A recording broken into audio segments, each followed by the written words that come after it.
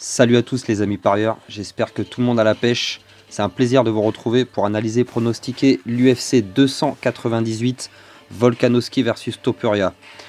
Avant tout, n'hésitez pas à vous abonner, à liker la vidéo les amis. Vous pouvez retrouver tous les tickets gagnants, je les balance sur les réseaux sociaux. Les liens ils sont dans la description de la chaîne.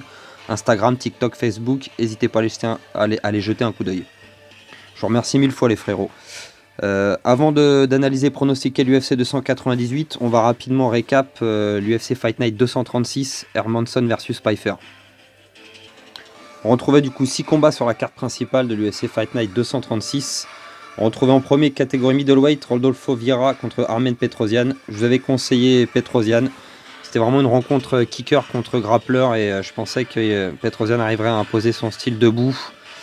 Et malheureusement, Vieira a réussi à l'emmener au sol assez rapidement au premier round et a trouvé la soumission avec un bras-tête à même pas 15 secondes de la fin du premier round.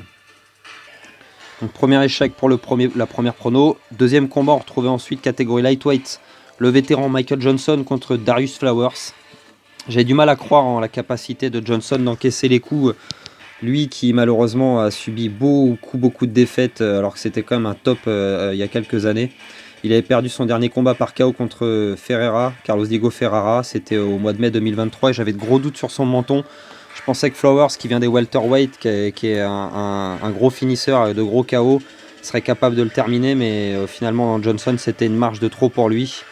Et Flowers qui était trop mou, vraiment s'est montré pas au niveau face à Johnson et au final il s'est fait dominer tout le combat pour perdre par décision. Donc 2 ratés pour les 2 premières pronos. On enchaîne ensuite, troisième combat, on retrouvait catégorie middleweight, Brad Tavares contre Grégory Rodriguez. Je vous avais conseillé le Brésilien, plus jeune et qui était sur une bonne dynamique, je le voyais être capable de battre Tavares. Et il l'a mis KO au troisième round, alors ça a été compliqué, Tavares quand même plus technique, hein, lui a quand même fait on va dire, galérer dans le premier et le deuxième round, jusqu'à ce que Rodriguez trouve la solution dans le troisième. C'est pas pour rien qu'on le surnomme Robocop, il a envoyé 3 énormes droites à Tavares qui n'avait plus de défense cohérente, l'arbitre a arrêté le combat.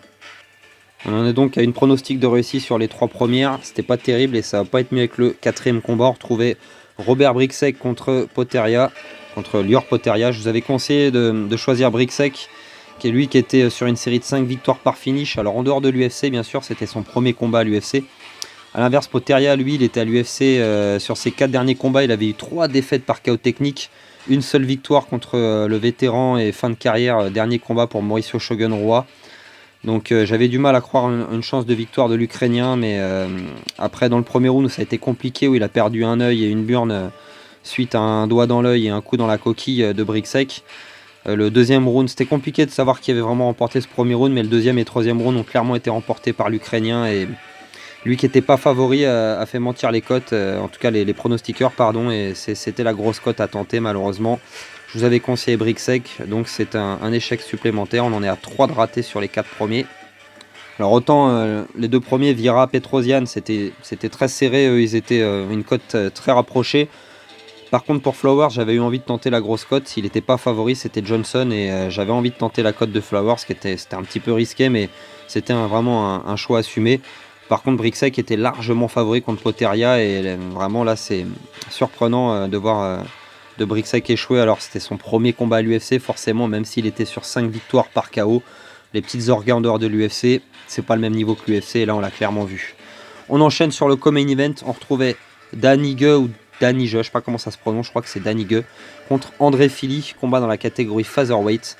Je vous avais conseillé de choisir Danny Gull américain. Je pensais qu'il avait une chance de remporter ce combat. Alors peut-être pas par KO comme il l'a fait, parce qu'il a placé un KO monstrueux à André Fili au premier round. 2 minutes 43, c'était vraiment très rapide. Le pauvre André Fili, il a même pris un deuxième coup avant que l'arbitre intervienne et stoppe le combat.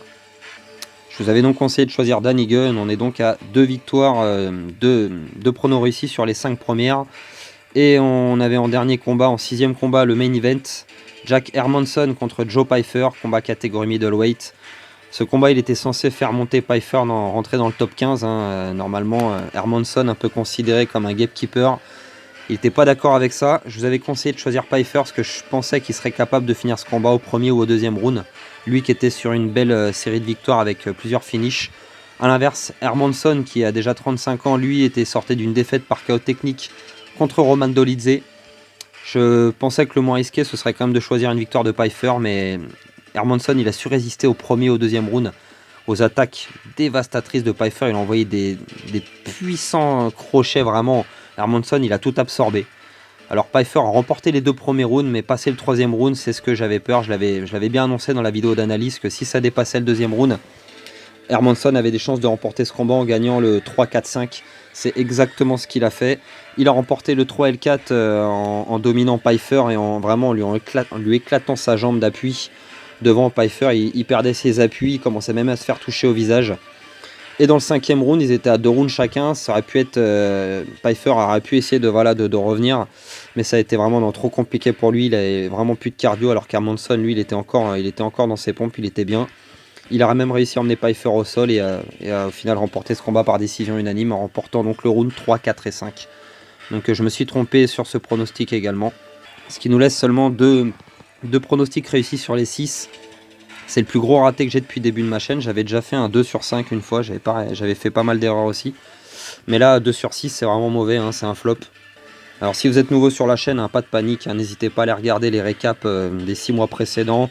Vous allez voir qu'il y a un très bon ratio sur les pronos.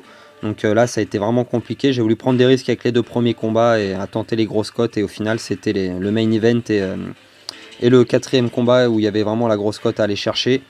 J'ai juste rentré un seul ticket gagnant. J'avais combiné Rodriguez et Ige ensemble. Je l'ai balancé sur les réseaux si vous voulez aller jeter un coup d'œil. Par contre, j'avais également combiné Pfeiffer et Brixek. Ça, c'est pas passé. Ni le combiné des 6, du coup, n'est pas passé. Voilà, on a fini avec le récap de l'UFC Fight Night 236. On enchaîne sur l'analyse et pronostic de l'UFC 298. C'est parti. On retrouve donc 5 combats sur la carte principale de l'UFC 298. Et ça se passera donc samedi 17 février, samedi prochain. On retrouve donc en premier combat, un combat dans la catégorie middleweight, Anthony Hernandez contre Roman Kopylov. Anthony Hernandez, lui, il a 30 ans. Il est américain. Il est à l'UFC depuis 2019, il me semble. Ouais, c'est ça, 2019. Il est arrivé invaincu après un no contest au Dana White Contender. Première défaite à l'UFC en 2019 contre Marcus Perez, où il perd par soumission. Ensuite, il bat par soumission le solide Park Jung-Yong. Et deuxième et dernière défaite à l'UFC, il perd par KO technique contre Kevin Holland en moins de 40 secondes. Premier round où il s'était pris un coup de genou au corps et il s'était fait terminer assez rapidement, il n'a pas vraiment le temps de s'exprimer. Ensuite, on l'a retrouvé à l'UFC 258 en février 2021 contre le Brésilien Rodolfo Vieira. Rodolfo Vieira qui était sur la carte de l'UFC Fight Night 236, et lui qui a soumis Armen Petrosyan.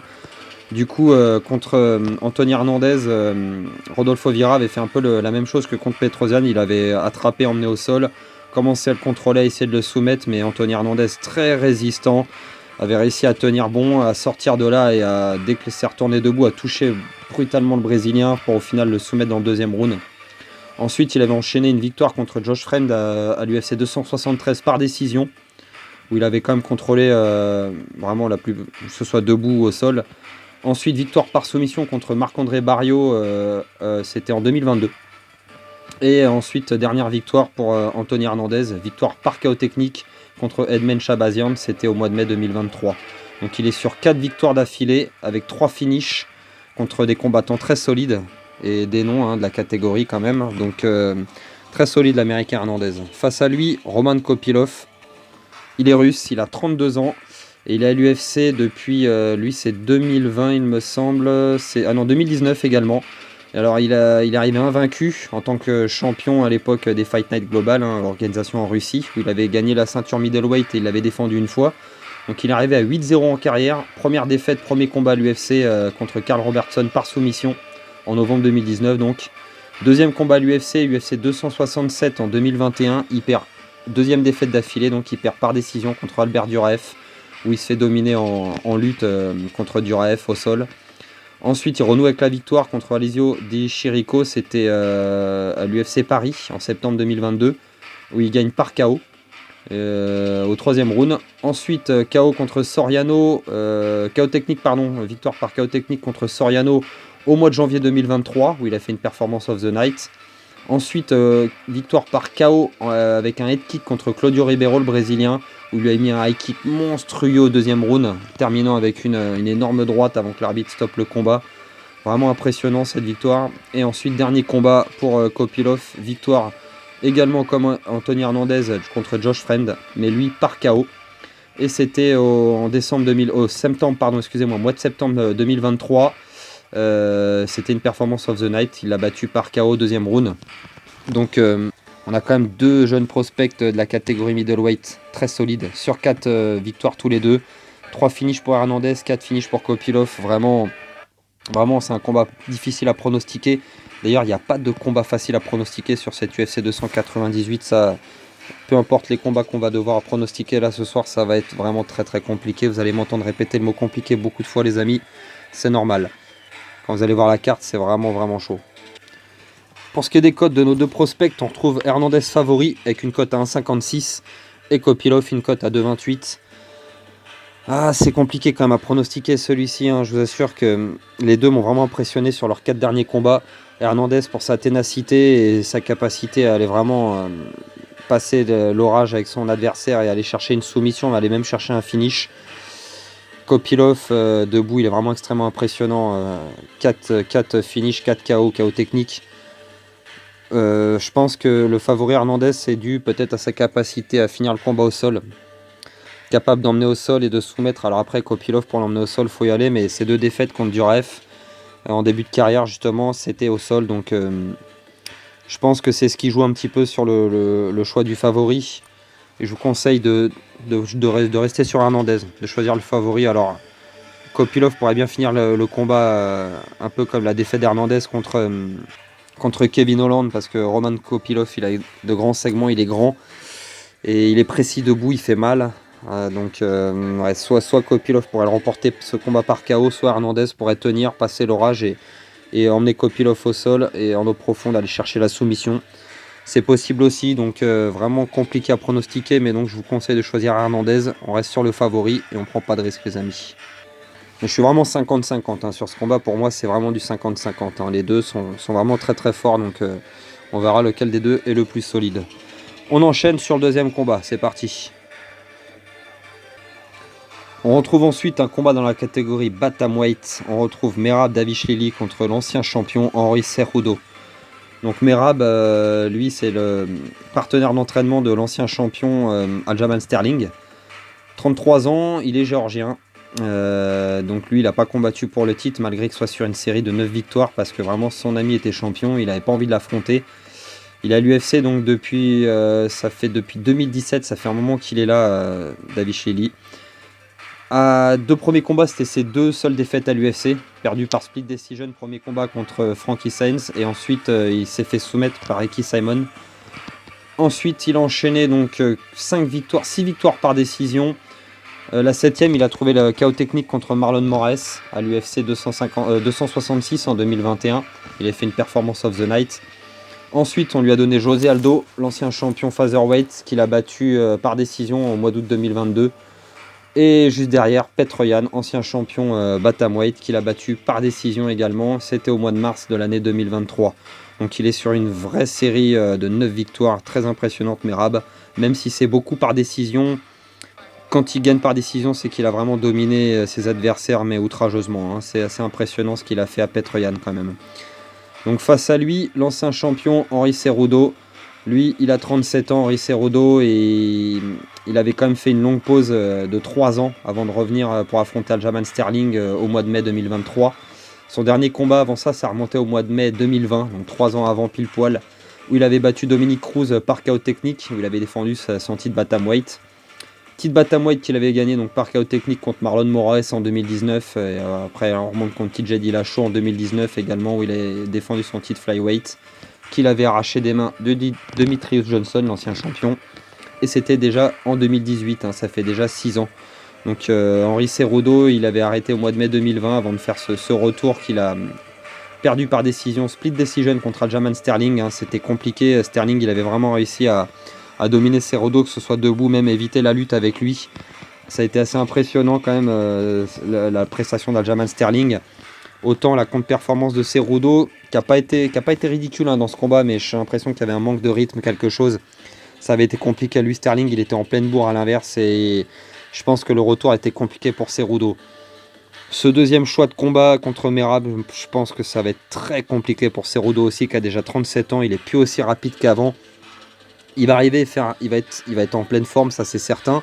Il va pas se pointer en étant, enfin en nous faisant, je veux dire, une contre-performance. Cerudo, il va venir quand même, ça va être très solide. Est-ce qu'il va réussir à résister à la lutte monstrueuse de Merab, qui lui va constamment plonger et chercher à l'envoyer au sol? Et Cerudo, lui, qui est énorme au sol aussi, hein, bien sûr, il a de la lutte de niveau olympique, mais face à Merab qui est plus jeune et qui est vraiment sur une série de 9 victoires, ça me paraît compliqué. Est-ce que Cerudo va réussir à stopper Merab? J'ai du mal à y croire. Je vois plutôt Merab remporter ce combat par décision. C'est un 3 rounds en plus, donc ça me paraît quand même compliqué pour Cerudo. Pour ce qui est des cotes, on retrouve Merab favori, cote à 1,48 face à une cote à 2,48 pour Cerudo. Ça me paraît assez normal hein, qu'il ne soit pas favori, Cerudo. Un seul combat là en 3 ans et demi, du coup une défaite hein, contre l'ancien champion. Donc c'est normal que Merab soit favori et je pense qu'il va remporter ce combat par décision. On n'est pas après à l'abri d'une surprise avec Cerudo, attention, hein, c'est aussi c'est un double champion UFC, champion olympique aussi, donc c'est pas pour rien qu'on l'appelle triple C. Mais je vous conseille quand même de choisir Merab, ça me paraît être le choix le moins risqué les amis. En tout cas ce combat vraiment moi me hype un peu, j'ai envie de le voir. Ça pourrait être un main event, hein, je trouve, il est quand même...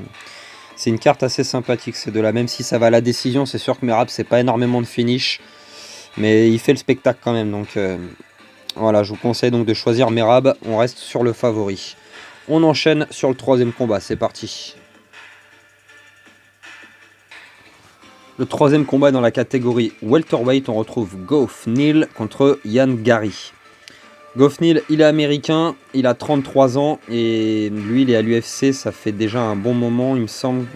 Je vais vérifier, ouais, c'était 2017, il est arrivé à l'UFC, pardon, 2018. Et il a enchaîné quand même une série de 5 victoires, dont des victoires par décision contre Belal Muhammad ou par KO technique contre Mike Perry. C'était en 2019. Il a enchaîné ensuite 2 défaites par décision contre Stephen Thompson et Neil Magny en 2020 et 2021. Il a ensuite enchaîné 2 victoires, Neal, une par split decision contre Santiago Ponzinibbio, UFC 269, c'était en 2021, et une victoire par KO contre Vicente Luque au mois d'août 2022. Ensuite, son dernier combat, c'est une défaite par soumission au mois de mars 2023, c'était contre Shavkat Rakhmonov. Donc contre Rakhmonov, il avait quand même fait 2 premiers rounds assez compétitifs, Neal. Et dans le troisième round, Rakhmonov il a mis le bouillon quand même, lui plaçant même une soumission debout, reg naked choke, mais debout, vraiment impressionnant contre la cage. Très impressionnant cette victoire de Rakhmonov contre Neal, parce que Neal vraiment il n'avait pas été dégueulasse dans ce combat. Face à lui donc, Ian Garry, il est jeune, il a que 26 ans, il est irlandais, il se veut être le nouveau McGregor de l'UFC. Il a eu quelques déboires hein, sur internet ces derniers temps, l'histoire avec sa femme, voilà, ses entraîneurs, il a été pas mal critiqué sur les réseaux, l'Irlandais. Mais il est à 13-0 en carrière, il est invaincu, il est à l'UFC depuis 2021, où il est arrivé avec une victoire par KO sur Jordan Williams. Ensuite il a enchaîné 2 victoires par décision, il a fait ensuite 2 victoires par KO technique, c'était en 2023, une contre Song Kenan et Daniel Rodriguez. Son dernier combat, c'est une victoire par décision contre Neil Magny à l'UFC 292 en 2023 toujours. Donc il a enchaîné 3 combats en 2023, hein, très actif Ian Garry. Ce combat dans la catégorie welterweight contre Neal, franchement ça va être un gros test je pense pour l'Irlandais. Mais je le vois bien quand même être capable de remporter ce combat, de ne pas trop prendre de risques debout. Parce que dans le dernier combat de Neal qu'il a perdu, Rakhmonov lui il était venu faire la guerre. Garry je pense pas qu'il cherche à faire la guerre. Je pense qu'il va faire comme dans son dernier combat contre Neil Magny, tourner, essayer de toucher, de chercher vraiment le coup lourd. Et je le vois bien être capable de remporter ce combat par décision. Pour ce qui est des cotes, on retrouve Garry qui est favori avec une cote à 1,41. Neal il a une cote à 2,68. Je pense que Garry peut remporter ce combat par décision. Alors ça va être vraiment un des plus gros tests de sa carrière, hein, si ce n'est le plus gros test de sa carrière, parce que Neal il est beaucoup plus en forme que Magny. Et il va porter une défense à mon avis, ça va quand même être un combat beaucoup plus compliqué pour l'Irlandais. Donc je vous conseille quand même de ne pas prendre de risques et de choisir le favori. Je pense que Garry peut remporter ce combat par décision. Je ne pense pas que Neil soit le premier combattant à porter sa première défaite à Gary. Parce qu'il perdra à mon avis à un moment donné Gary, mais je pense pas que ce soit Neil qui soit le premier à réussir à le battre. Donc je vous conseille de choisir Gary. On prend vraiment pas de risque, on reste sur le favori, hein, les frérots. Et on enchaîne sur le 4e combat. C'est parti. Et on retrouve donc en co-main event Robert Whittaker contre Paulo Costa. Combat dans la catégorie middleweight. Robert Whittaker, l'ancien champion, il a 33 ans, il vient d'Australie.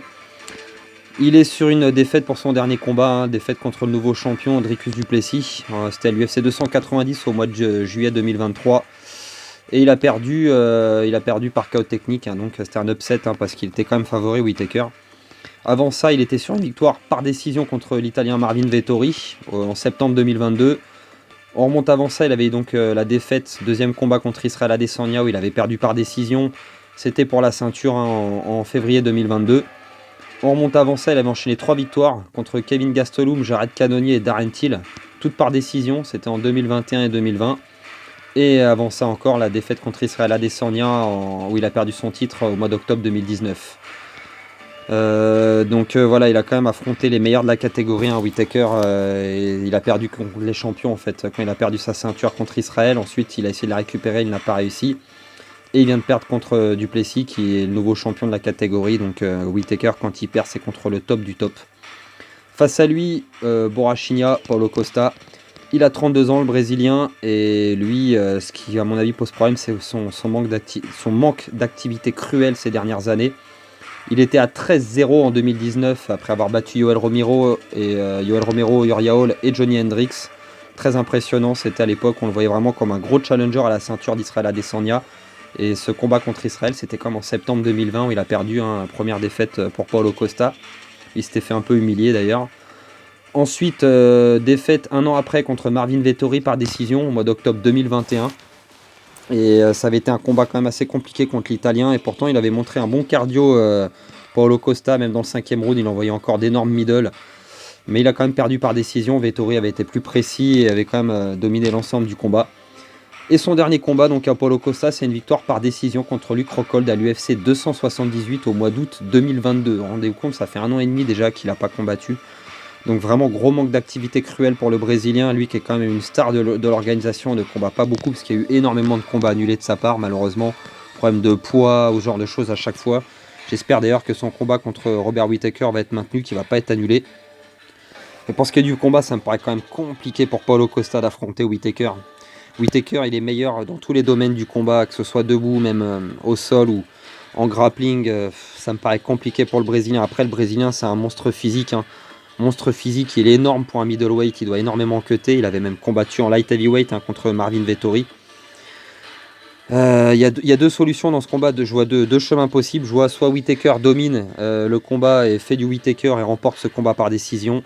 Soit on se tape encore un upset de folie comme contre Du Plessis et Paulo Costa réussit à forcer Whittaker à faire la bagarre, à vraiment apporter la guerre, et c'est là où Paulo Costa a ses chances je pense. Vu que Whittaker revient d'un KO technique, vous savez, hein, les combattants on ne sait pas trop à chaque fois dans quel état d'esprit ils vont revenir, mais ça me paraît quand même compliqué le retour pour Whittaker, mais c'est pour ça que c'est quand même risqué ce combat. Paulo Costa il a une chance de l'emporter, ce sera vraiment de jouer cette carte là, et il n'est pas facile à battre Costa quand même, hein. Quand il a perdu, que ce soit contre Marvin Vettori ou Israel Adesanya, c'était, à part contre Israel Adesanya où il a pris le bouillon, non, là il s'était fait rouler dessus. Contre Vettori c'était quand même une sacrée guerre. Et Luke Rockhold, bon, on peut pas vraiment prendre ce combat en compte puisque Rockhold il était quand même rincé sur ce combat là, fin de carrière aussi, c'était compliqué même niveau cardio. Donc pour ce qui est des cotes, on retrouve Whittaker favori sans surprise, une cote à 1,44 pour une cote à 2,58 pour Paulo Costa. Si Whittaker revient en forme, il l'a déjà fait, il est déjà revenu de lourdes défaites, je pense qu'il peut le faire. Donc je vous conseille de choisir Robert Whittaker, ça me paraît être le choix le moins risqué.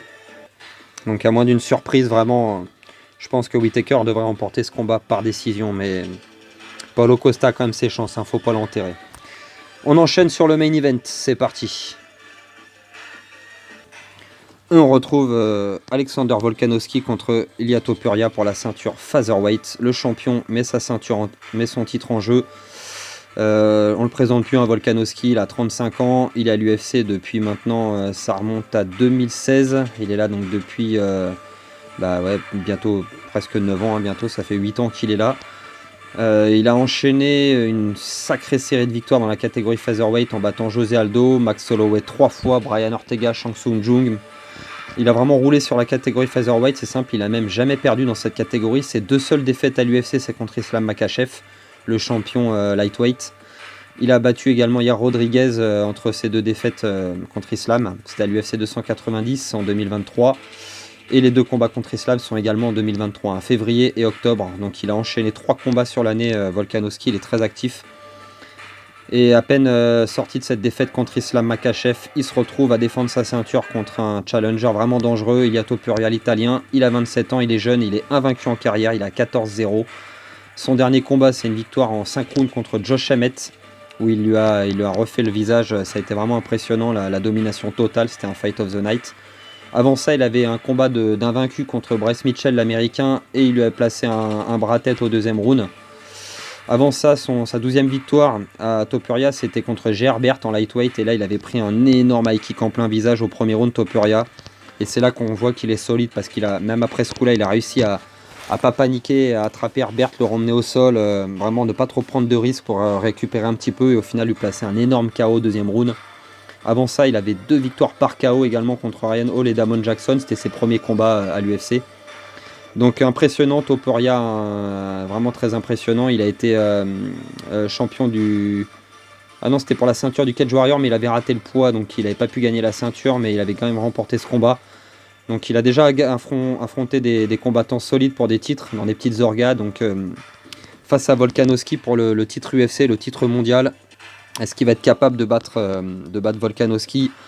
C'est la question. Ça fait 15 jours que je réfléchis à ce combat et j'ai vraiment eu beaucoup de mal à choisir. Parce que Volkanovski a quand même plusieurs choses. Il revient d'une défaite par KO technique contre Islam Makhachev. Il a 35 ans, il a un moment un peu charnière de sa carrière. Topuria, il a une énorme confiance en lui. Le seul petit défaut avec Topuria, c'est qu'il n'a pas encore affronté de gros noms. C'est vrai qu'il a quand même bouffé Bryce Mitchell qui était invaincu et Josh Emmett, mais j'aurais bien aimé voir Topuria quand même contre un ancien champion comme Max Holloway par exemple, ou contre Brian Ortega. J'aurais bien voulu le voir être testé avant d'affronter Volka. Mais bon, c'est comme ça, le combat il est là et c'est vraiment très compliqué hein, de choisir un vainqueur sur ce combat. Le choix le moins risqué, ce serait de choisir Volkanovski, parce que ça paraît compliqué de voir Volkanovski perdre dans cette catégorie featherweight, mais j'avais pronostiqué une victoire d'Islam lors de leur dernier combat et vous voyez, j'avais pas choisi Volkanovski. Donc j'ai envie de prendre un risque avec Topuria. J'ai l'impression que Topuria il a quand même quelque chose de spécial, que c'est un combattant différent par rapport aux autres. Dans ses combats, je trouve qu'il roule sur ses adversaires, et même combat en synchrone contre Emmett, il a montré qu'il avait du cardio. Il est capable de soumettre, il est capable de mettre KO debout. Il a un sacré coup d'œil avec ses enchaînements. Quand il enchaîne des gauches-droites, il est très précis, vraiment. Il adore ses combinaisons en contre. Vraiment, il m'impressionne Topuria. Je trouve qu'il y a quelque chose et j'ai envie de prendre un risque et de choisir l'Italien. Pour ce qui est des cotes, on retrouve sans surprise encore une fois Alexander Volkanovski favori avec une cote à 1,80. Ilia Topuria, vous voyez, il n'y a pas énormément de différence. Il a une cote à 1,90, donc c'est très très serré même pour les pronostiqueurs. Hein. Donc j'ai envie de prendre un risque et de choisir l'Italien. Je me dis que Topuria, il a un truc de différent quand même et ça va être un sacré challenge pour Volkanovski, à l'inverse de Yair Rodriguez qui voilà, n'avait très peu d'armes au sol pour affronter Volka. Il avait vraiment que ses skills debout et Topuria, lui, c'est l'inverse. Il peut emmener au sol, il peut soumettre, il est vraiment solide. On l'a déjà vu donc contre Herbert, hein, se retrouver dans une situation compliquée, réussir à retourner vraiment la situation à son avantage. Il a une énorme confiance en lui, ça peut jouer. 35 ans pour Volka, c'est pour ça que le choix est vraiment difficile, les amis. Alors le choix le moins risqué serait sûrement de choisir Volka, hein, comme je l'ai dit juste avant, mais moi j'ai envie de prendre un risque avec Topuria. Et je pense que voilà, pour le combiné ou un pari simple, ça vaut le coup de tenter l'Italien. Il peut créer la surprise, il a ce qu'il faut et je pense qu'on peut avoir un nouveau champion. En tout cas, ce serait sympa même pour la catégorie que ça bouge un peu. J'adore Volka, mais j'ai envie de voir du 109 un petit peu. Donc j'ai envie de tenter Topuria. C'est risqué, hein, je vous cache pas les frérots, mais voilà, c'est une gamble.